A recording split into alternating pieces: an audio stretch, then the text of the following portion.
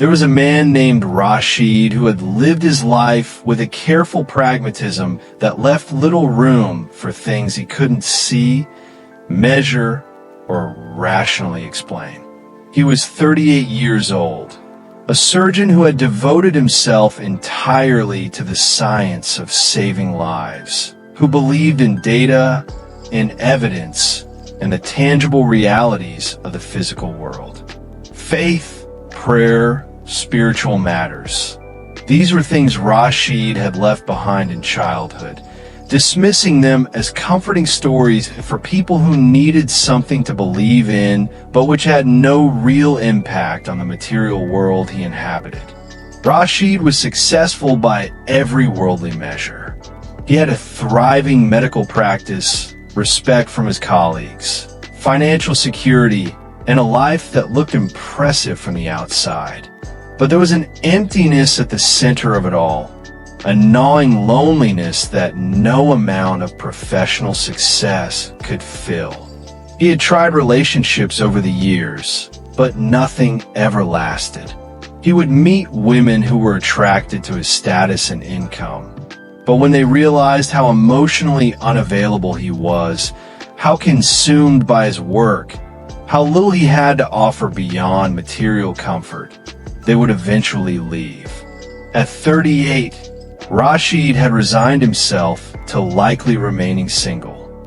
He told himself he was fine with this, that he didn't need a partner, that his work was fulfilling enough. But on quiet nights when his surgical schedule was light and he had nothing to distract him, he would feel the weight of his isolation pressing down, would wonder if this was all life had to offer. What Rashid didn't know, what he had absolutely no way of knowing given his skepticism about all things spiritual, was that for the past 3 years someone had been praying for him with an intensity and devotion that would have shocked him to his core if he discovered it. Her name was Amina, and she was a nurse who worked in the same hospital as Rashid. She was 35 years old, had been divorced for 5 years, and had rebuilt her life around her faith after the devastation of a failed marriage. Amina had seen Rashid countless times at the hospital over the years. They worked in overlapping areas, attended the same staff meetings, occasionally collaborated on difficult cases. But they existed in completely different worlds. Rashid was the brilliant but cold surgeon who barely saw the nurses as human beings, treating them as extensions of the medical equipment rather than as colleagues. Amina was the quiet, modest nurse who wore hijab and prayed in the hospital chapel during her breaks. Someone Rashid would have dismissed as overly religious if he had thought about her at all. The moment that changed everything for Amina had happened 3 years earlier. She had been assigned to assist Rashid during a particularly complicated emergency surgery on a child who had been in a car accident. The surgery had gone on for hours, and Amina had watched Rashid work with a skill and dedication that transcended his usual coldness. She saw tears in his eyes when the child's heart stopped briefly on the table. She saw him refuse to give up, working past the point when others would have called time of death. She saw him finally succeed in stabilizing the child, and she saw the way he quietly stepped outside the operating room afterward and broke down crying where he thought no one could see him. In that moment, Amina had seen past Rashid's professional mask to the human being beneath. Someone who cared desperately, but had learned to hide it. Someone who was gifted with extraordinary abilities, but was suffering in some way she couldn't quite define. Someone who needed something he didn't know he was missing. From that day forward, Amina had felt compelled to pray for Rashid. It wasn't romantic interest initially. It was simply a recognition that this man was lost and needed guidance, even if he didn't realize it. Every night after her prayers, Amina would raise her hands and make dua specifically for Rashid. God, I don't know what's in Dr. Rashid's heart, but I sense he's far from you. I sense he's missing something essential. Please guide him back to faith. Please soften his heart. Please send him signs that he can't ignore.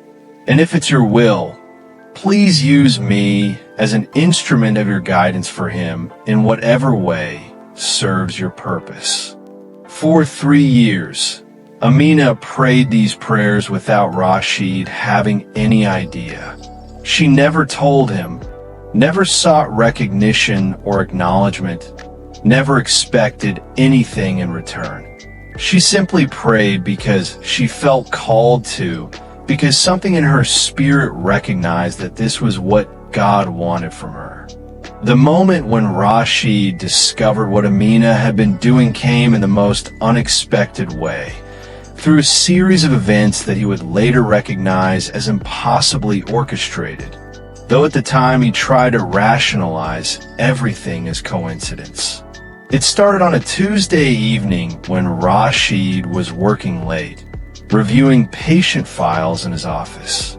He was exhausted, having performed 3 surgeries that day, and he was experiencing one of those moments of crisis that occasionally break through even the strongest defenses.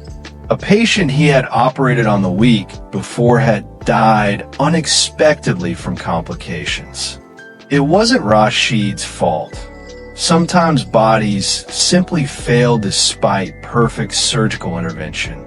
But he was tormented by the question of whether he had missed something, whether his arrogance or fatigue had caused him to overlook a detail that might have saved a life. In his exhausted, emotionally raw state, Rashid did something he hadn't done since he was a child. He found himself speaking out loud to the empty office, not really praying, but simply expressing the despair he felt. I don't even know if you exist, he said to the ceiling, his voice breaking. But if you do, if there's any meaning to any of this beyond just biological processes and random chance, I could really use some help right now. I'm so tired. I'm so alone. I don't know what I'm doing with my life. The next morning, Rashid arrived at the hospital to find that the nurse coordinator had reorganized their schedules, and he would be working with Amina on all his surgeries that week due to another nurse being out sick. Rashid barely noticed.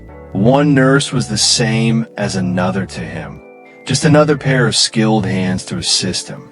But during the first surgery that day, something unusual happened. Rashid was in the middle of a complex procedure when he felt his hands begin to shake slightly, a tremor that hadn't been there before, possibly from stress and exhaustion. It was subtle, but in surgery, even the slightest tremor can be dangerous. He paused, taking a deep breath, trying to steady himself. "Are you all right, doctor?" Amina asked quietly from across the table, the only one who seemed to have noticed. "Fine," Rashid said tersely, willing the tremor to stop. But it didn't stop. His hands continued their subtle shaking, and Rashid felt panic rising. If he couldn't perform surgery, what was he? His entire identity was built on his surgical skill. "Doctor," Amina said gently, "perhaps we should pause for a moment. Take a breath. Sometimes our bodies need a moment of stillness to reset." Something in her voice, not judgmental, not frightened, just calm and steady, allowed Rashid to actually listen. He stepped back from the table, closed his eyes, took several deep breaths, and somehow miraculously, the tremor faded. He was able to complete the surgery successfully. After the surgery, as they were removing their surgical gowns, Rashid found himself asking Amina a question he would normally never ask a nurse. "How did you know that would work? That breathing thing. Amina smiled slightly. When I'm stressed or overwhelmed, I pause and remember that God is in control, not me. It centers me, reminds me that I'm just an instrument, not the ultimate source of healing. Maybe your body was just reminding you to slow down, to breathe, to remember you're human. Something about those words stayed with Rashid throughout the day and into the evening. That night, when another of those moments of existential despair hit him in his empty apartment, he found himself thinking about what Amina had said about being an instrument rather than the source. What if she was right? What if his exhaustion and isolation came from carrying a burden that was never meant to be carried alone? Over the following days, Rashid found himself paying more attention to Amina. He noticed how she would quietly step away during breaks to pray. He noticed how she treated patients with extraordinary kindness, remembering their names and asking about their families in ways that went beyond professional duty. He noticed how she seemed to carry a peace that he desperately envied, a centeredness that his achievements had never given him. The moment when everything shattered and rebuilt happened during a late-night emergency surgery the following week. A young woman had been brought in with life-threatening injuries from stabbing, and Rashid and Amina worked for hours trying to save her. Despite their best efforts, the woman died on the table. After they finished the necessary procedures and paperwork, Rashid found himself unable to leave. He sat in the hallway outside the OR, his head in his hands, overwhelmed by the weight of loss and failure. Amina finished her cleanup and found him there. "Dr. Rashid, are you okay?" "No," he said, surprising himself with his honesty. "I'm not okay. I haven't been okay for a long time. I don't know what I'm doing anymore. What's the point of all this skill and training if people still die? What's the point of any of it?" Amina sat down beside him, maintaining appropriate distance but offering presence. "Can I tell you something?" she asked gently. "I've been praying for you for 3 years." Rashid looked at her in confusion. "What? 3 years ago, I assisted you in a surgery on a child who had been in a car accident. I saw you afterward, crying where you thought no one could see. I saw how much you cared despite your professional distance. And I felt called by God to pray for you regularly. So I have been. Every night for 3 years, I've asked God to guide you, to soften your heart, to help you find whatever you're missing." Rashid stared at her in absolute shock, his rational mind unable to process this information. "Why? You don't even know me. Why would you do that?" "Because God puts people on our hearts for a reason. I don't know you personally, but my soul recognized that you were struggling with something. And prayer is the most powerful thing I can offer anyone. So I offered it to you, even though you didn't know, even though you probably would have dismissed it as meaningless if you had known. But nothing changed," Rashid said. "I'm still the same person I was 3 years ago." "Are you?" Amina asked gently. "Really?" Because the Dr. Rashid I've observed over 3 years has slowly become more human, more present with patients, less arrogant with staff.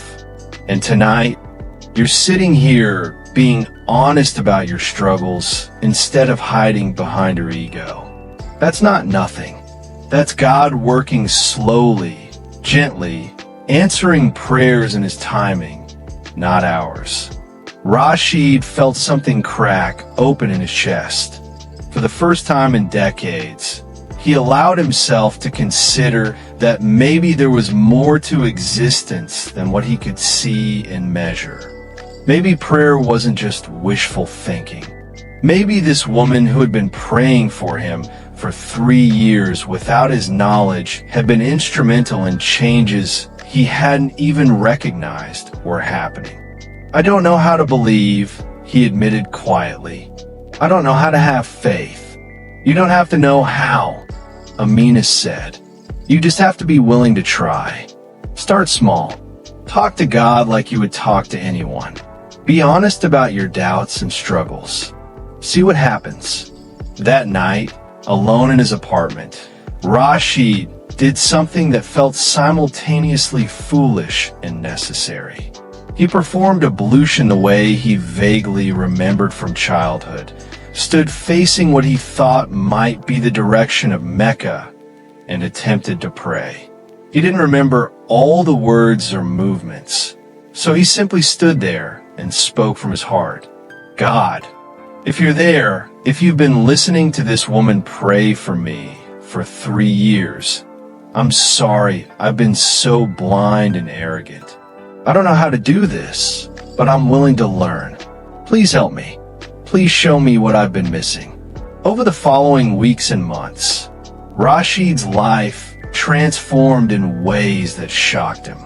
He began attending the hospital's Islamic prayer services, at first just to observe, then gradually to participate. He started reading the Quran with translation. He asked Amina questions about faith, which she answered with patience and wisdom. He discovered that the emptiness he had been carrying was a God-shaped void that no amount of professional success could fill. 6 months after that conversation in the hospital hallway, Rashid approached Amina properly through their mosque community, expressing his desire to pursue marriage with her. He was honest with her and her family about where he was in his faith journey, still learning, still struggling with doubts sometimes, but genuinely committed to growth. "I need you to understand something," Rashid told Amina during one of their chaperone conversations. "When you told me you had been praying for me for 3 years, I was in deep shock. I couldn't believe someone I barely knew would care enough to do that. But that shock woke me up to the reality that there are forces and realities beyond what I can see and measure. Your prayers literally changed my life. They answered a question I didn't even know I was asking." Amina smiled. "That's how God works. He puts people in each other's paths at exactly the right time. He calls some of us to pray for others, even when we don't fully understand why. And he answers those prayers in his perfect timing, often in ways we never anticipated." They married a year after that night in the hospital hallway. On their wedding night, Rashid told Amina something that made both of them cry. "For 3 years, you prayed for a man who didn't know you were praying, who didn't believe in prayer, who would have mocked the very concept if he had known. But you kept praying anyway because God called you to. And those prayers saved me. They pulled me back from a darkness I didn't even recognize I was in. You were praying for my guidance, and God answered by guiding me not just to faith, but to you. This is the truth. Your special person may be in deep shock right now because they've just discovered that you've been praying for them, that you've been asking God to bless them, to guide them, to heal them, to bring them back to faith. They didn't know, didn't ask for it, might not have even believed in the power of prayer. But your consistent, faithful prayers have been working behind the scenes in ways you couldn't see, softening their hearts, preparing them for transformation, orchestrating events that seem like coincidences but are actually divine intervention. When they discover what you've been doing for them in the unseen realm, it will shock them into recognizing realities they had dismissed. Your prayers are more powerful than you know. Keep praying, even when you see no results. God is always working, always listening, always answering in his perfect timing.